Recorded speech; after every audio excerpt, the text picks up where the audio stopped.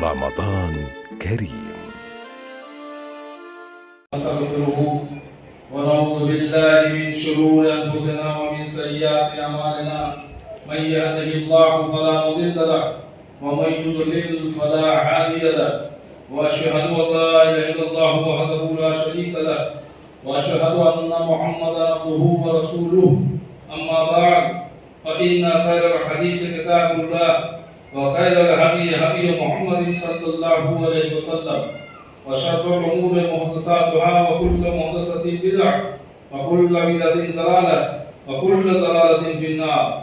أعوذ بالله السميع العليم من الشيطان الرجيم. بسم الله الرحمن الرحيم. قد أفلح من تزكى وذكر اسم ربه فصلى. سورہ آراف آیت نمبر 14 اور 15. رب اشرح لي صدري ويسر لي امري واحلل عقدة من لساني يفقهوا قولي. رب زدني علما. اللهم رب زدني علما. آمین. ساری تعریفیں حمد و ثنا کی بلیائی بڑائی پرشنسا اس اللہ رب العالمین کے لیے لائق و زیبا ہے جس نے زمین آسمان ساری کائنات کو پیدا کیا، اور بعد اس کے درود و سلام ہو اس نام نامی اسم گرامی احمد مصطفیٰ محمد مصطفیٰ صلی اللہ تعالی علیہ وآلہ وسلم پر، جنہیں ہماری ہدایت اور رہنمائی کے لیے بھیجا گیا. معزز حاضرین جمعہ، اور جہاں تک میری آواز پہنچ رہی ہو، اگر سن نہیں ہو تو سننے والی سبھی قابل احترام دینی معاملے ہو. اللہ رب العالمین کی توفیق سے ایک بار پھر ماہ رمضان کی ان بابرکت گھڑیوں میں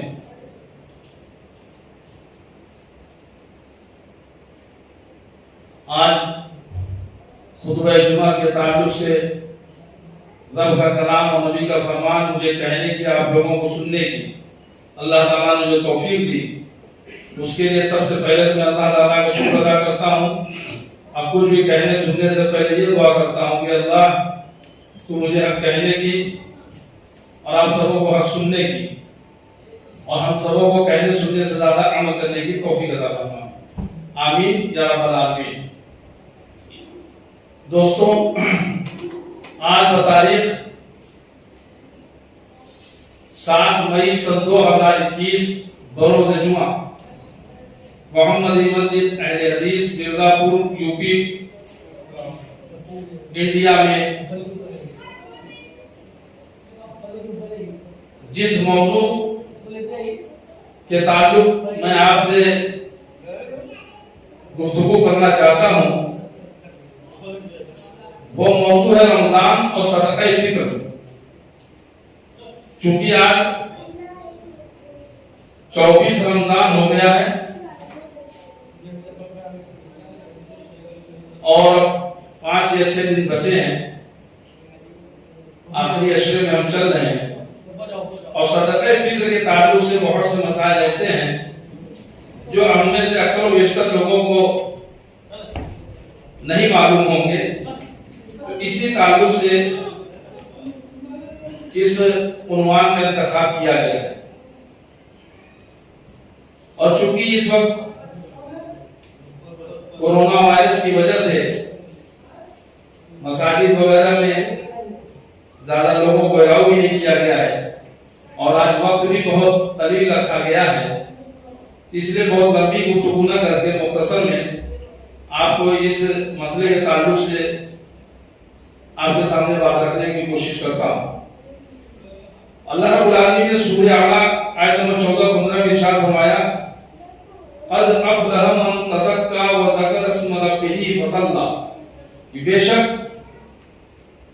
اس نے فلاح پائی جو پاک ہو گیا اور جس نے اپنے رب کا نام یاد رکھا اور نماز پڑھتا رہا. سیدنا عبداللہ بن عمر اور سیدنا عمرو بن عوف رضی اللہ تعالیٰ عنہ کہتے ہیں کہ یہ آیتیں جو ہیں صدقہ فطر کے بارے میں نازل ہوئی ہے. انہی آیتوں کی روشنی میں یہ حضرات کہتے ہیں کہ پہلے صدقۃ الفطر ادا کیا جائے اور پھر نماز عید ادا کی جائے گی. یعنی کہ صدقہ فطر جو ہے، جو کہ ہر مرد، عورت، بچے، بوڑھے، جوان، بالغ، نابالغ سب کے اوپر فرض ہے، ضروری ہے دینا. اگر اس دن بھی بچہ پیدا ہوا تو اس کا بھی نکلے گا. تو یہ نماز عید کے پہلے دے دینا. کچھ لوگ جو نماز پڑھ کے عید کی نماز پڑھ کے نکلتے ہیں پھر 10-20 روپے لوگوں کو دیتے ہیں کہ ہمارا فطر کا پیسہ دے رہے ہیں، وہ صحیح نہیں ہے. وہ صدقہ فطر ایسے نہیں ہوگا. وہ آپ کو عید کی نماز کے پہلے ادا کر دینا ہے. سیدنا عبداللہ بن عمر رضی اللہ عنہ کہتے ہیں کہ رسول اللہ صلی اللہ علیہ وسلم نے صدقۃ الفطر میں، اس صدقۃ الفطر کو جو ہے رمضان میں لوگوں پر 1 صاع کھجور یا 1 صاع جو فرض فرمایا ہے، ہر آزاد و غلام مرد عورت پر جو مسلمان ہیں. صحیح مسلم حدیث نمبر 984.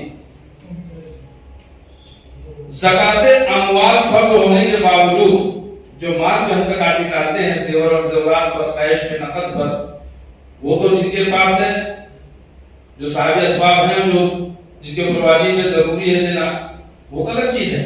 لیکن یہ جو مسئلہ ہے صدقہ فطر کا، اس کی فرضیت کا حکم یہ تو باقی ہے. وہ تو آپ کو زکوٰۃ دینا ہے، وہ الگ ہے. لیکن یہ تو سب کو دینا ہے. جو زکوٰۃ دینے کے لائق ہوں وہ بھی، جو نہیں دینے کے لائق ہوں وہ بھی. اس کی جو ہے حکم جو ہے فرضیت وہ باقی ہے، منسوخ نہیں ہوا. زکوٰۃ کا تعلق جو ہے وہ مال سے، اور صدقہ فطر کا تعلق جو ہے وہ جان سے ہے. صدقہ فطر کا نام آپ جان لیجیے کہ اس کو زکوٰۃ رمضان بھی کہتے ہیں، زکوٰۃ فطر بھی کہتے ہیں، زکوٰۃ صوم بھی کہتے ہیں، صدقہ رمضان بھی کہتے ہیں، صدقہ صوم بھی کہتے ہیں، اور صدقہ فطر بھی کہا جاتا ہے. اس کی شرعی حیثیت آپ یہ جان لیں کہ شریعت اسلامیہ میں یہ فرض کی حیثیت رکھتا ہے. ہر انسان کو صدقہ فطر نکالنا یہ فرض ہے، ضروری ہے.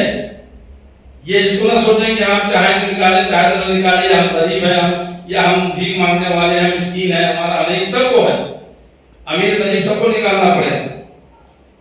اس کی فرضیت کو ختم کرنے والی کوئی دلیل نہیں ہے، بلکہ فرضیت کا ثبوت موجود ہے.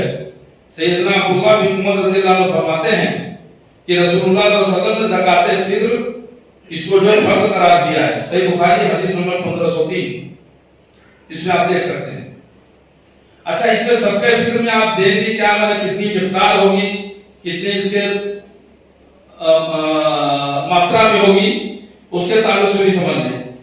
کہ پیارے نبی محمد رسول اللہ صلی اللہ علیہ وسلم نے صدقہ فطر کی مقدار 1 صاع مقرر فرمائی ہے.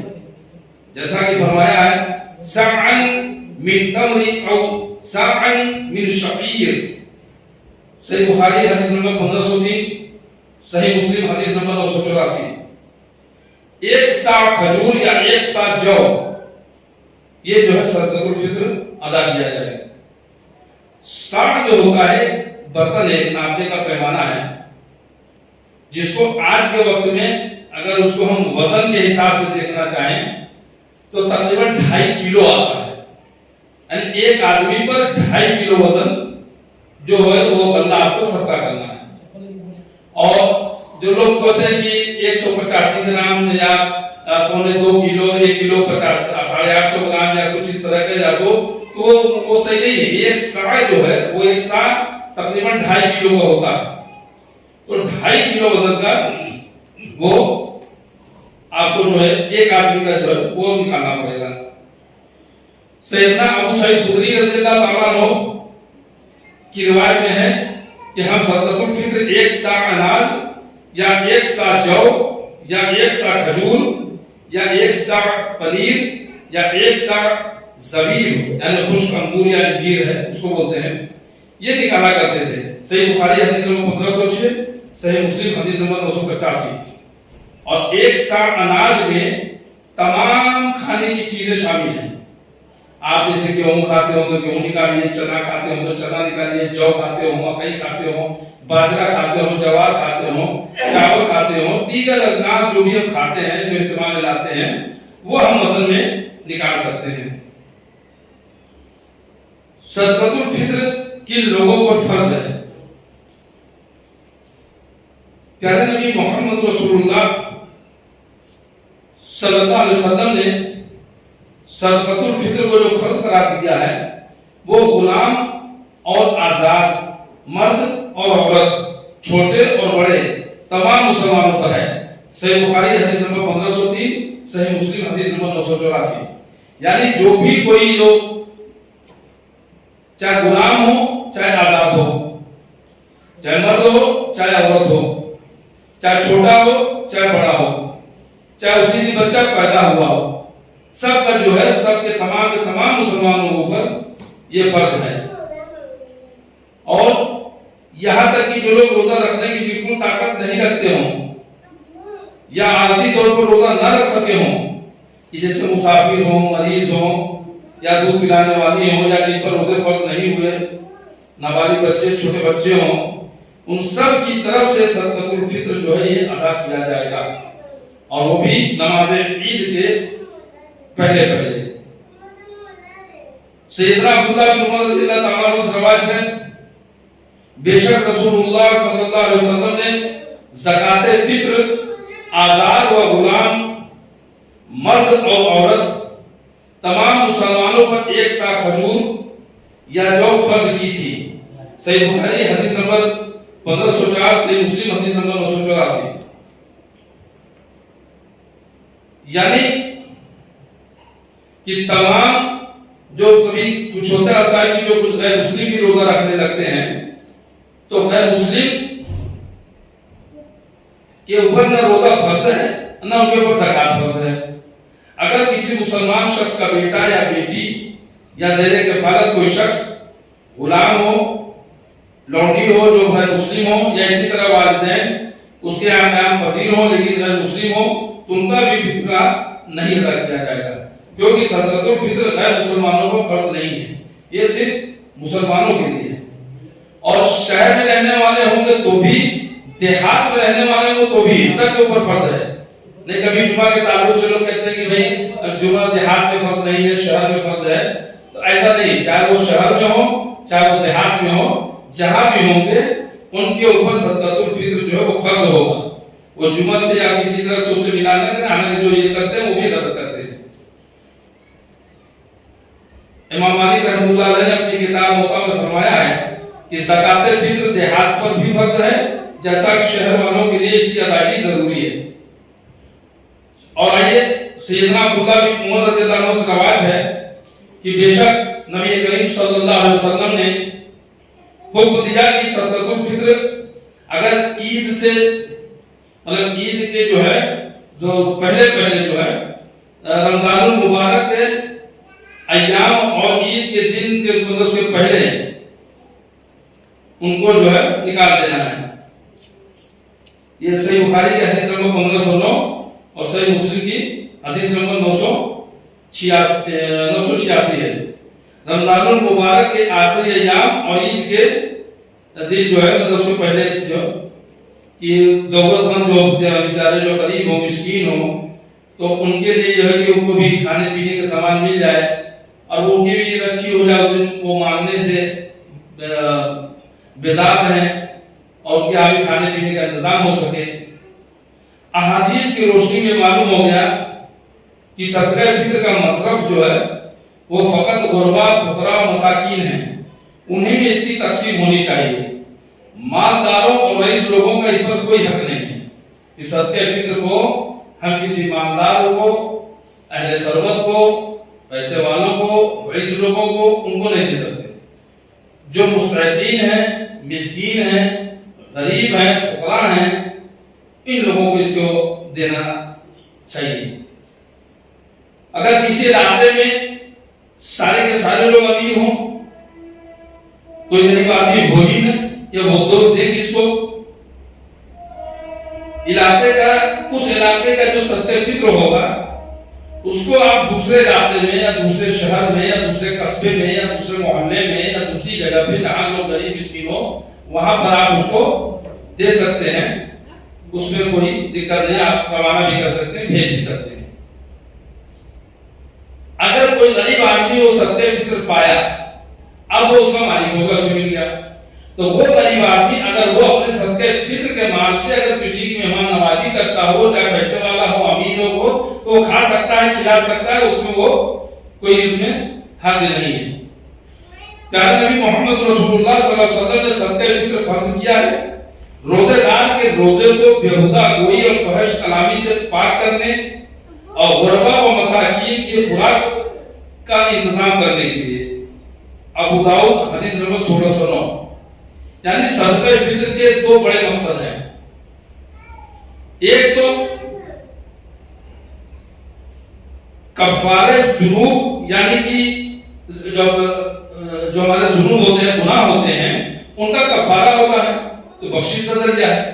اور روزے کی حالت میں انسان ہونے کے ناطے جو غلطیاں، جو کوتاہیاں، جو لغزشیں، جو بھول جو روزے دار سے ہوئی ہو، تو اس سے یہ پاکی کا کام کرتا ہے، تلافی کا کام کرتا ہے۔ اور دوسرا یہ کہ مساکین کو جو ہے وہ اس قابل بنا دیا جائے کہ وہ عید کے دن وہ کسی سے مانگنے سے بیزار ہوتا ہے، وہ مطلب اس دن کم سے کم نہ مانگے، اور جو ہے کہ ان کی بھی عید اچھی سے ہو سکے۔